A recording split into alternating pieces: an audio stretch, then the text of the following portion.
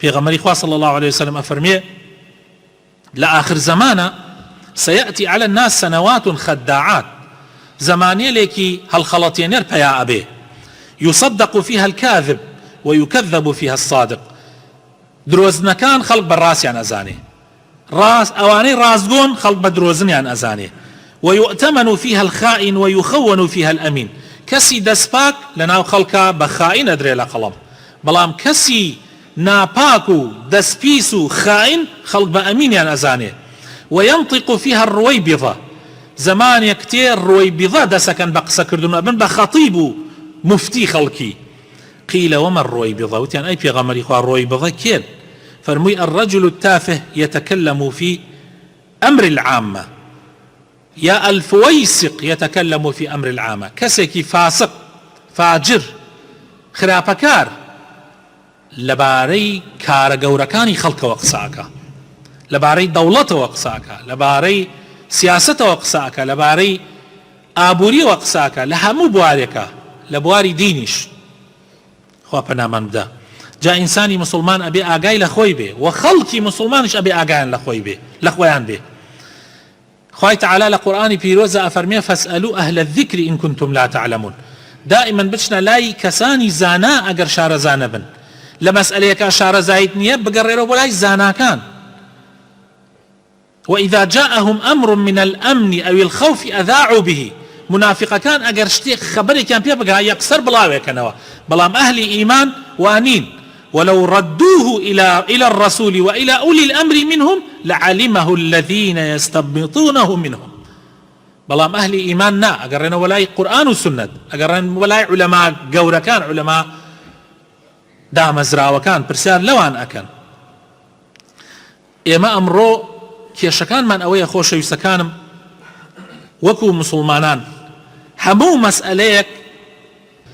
لهمو مسأليك دنياية إما أقرينو بلاي كسي اختصاص إيسا دكتوريكي نزان كلية تواو نكرد بيه يان كليشي تواو كرد بيه بلام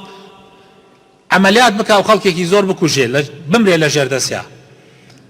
دوا بنوسيو ببێتە مای مراندنی خەڵکانێک بە نەزانینەوە چی پێەکەن هەرچی دەستگاکانی ڕاگەیاندن هەیە باسێکە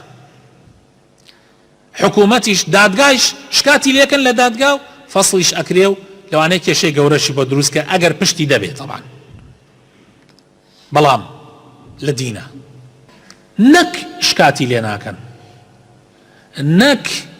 تاوانبار ناکرێت بەڵکو ئەیهێنن ئەی خەنە سەر کەناڵە فەزایەکان قساکەن نەکبەتیەکەی خۆی قوربەسەریەکەی خۆی گومان و فکرە بۆگەنەکەی ئەیهێنێن لەسەر کەناڵە ئاسمانەکان و باسێکا بۆ هەموو ملت لا حول ولا قوة إلا بالله ئێمەش بۆ دیندارێتیمان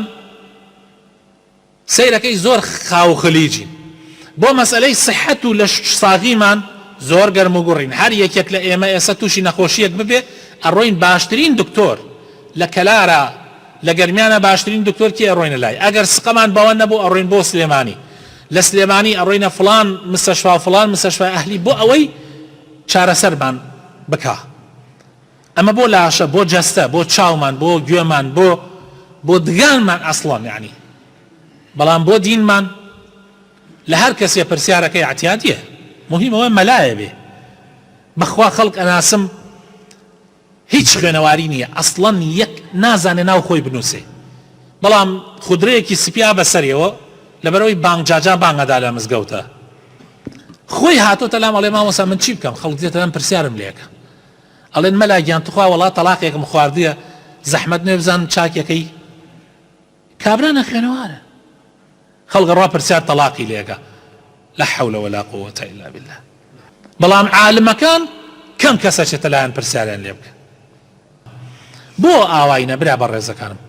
بۆ کەسێک ئەگەر سەنعا ئیسە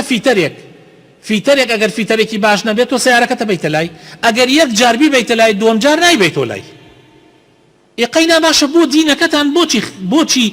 بیر لەوە ناکەنەوە کە کەسێک ئەهلی علم بێ نەک کەسێ زەمانە کردوێتێ مەلا